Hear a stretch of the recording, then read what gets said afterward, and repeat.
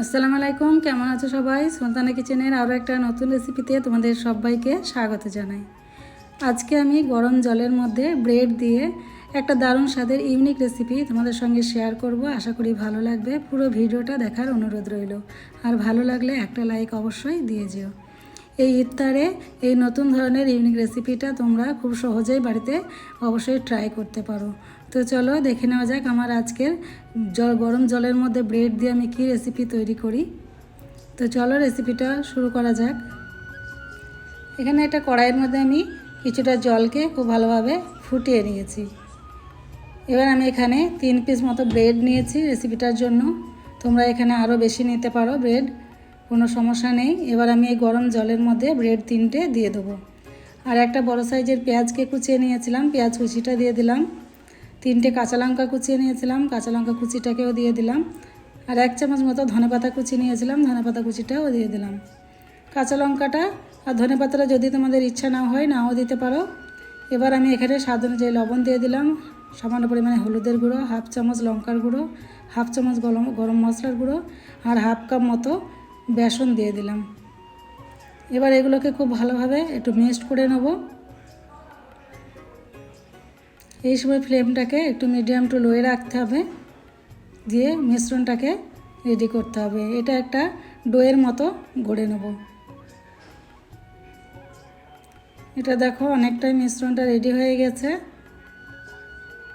এটা যখন একটা ডোয়ের মতো হয়ে যাবে, পরিণত হয়ে যাবে এটা, তখন এটাকে নামিয়ে নিতে হবে।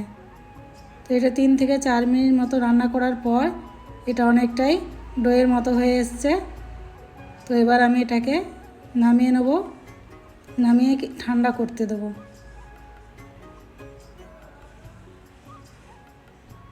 আমি ফ্লেমটাকে অফ করে দিলাম। এবার এটাকে নামিয়ে রেখে দেবো সাইডে। আমি এখানে একটা পাত্রের মধ্যে ব্রেডের মিশ্রণটাকে ঢেলে নিচ্ছি, নিয়ে একটু ঠান্ডা করে নেব। এখন গরম আছে যেহেতু এখন হাত দেওয়া যাবে না। মিশ্রণটা এখন ঠান্ডা হয়ে গেছে। এবার আমি এই মিশ্রণ থেকে অল্প অল্প করে কিছুটা নিয়ে গরম তেলের মধ্যে বড়ার মতো করে দিয়ে দেবো। হিটটাকে এই সময় মিডিয়ামে রাখতে হবে।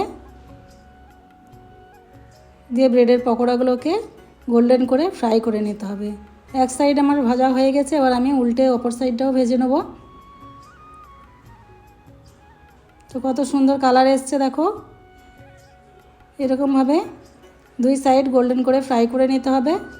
তো পকোড়াগুলো ভাজতে মোটামুটি আমার 5 থেকে 6 মিনিট মতো সময় লেগেছে। তো পকোড়াগুলো ফ্রাই হয়ে গেছে, আমি এখন তুলে রাখবো। তো সব পকোড়াগুলো ফ্রাই করা হয়ে গেছে, আমি প্লেটের মধ্যে সার্ভ করে দিয়েছি।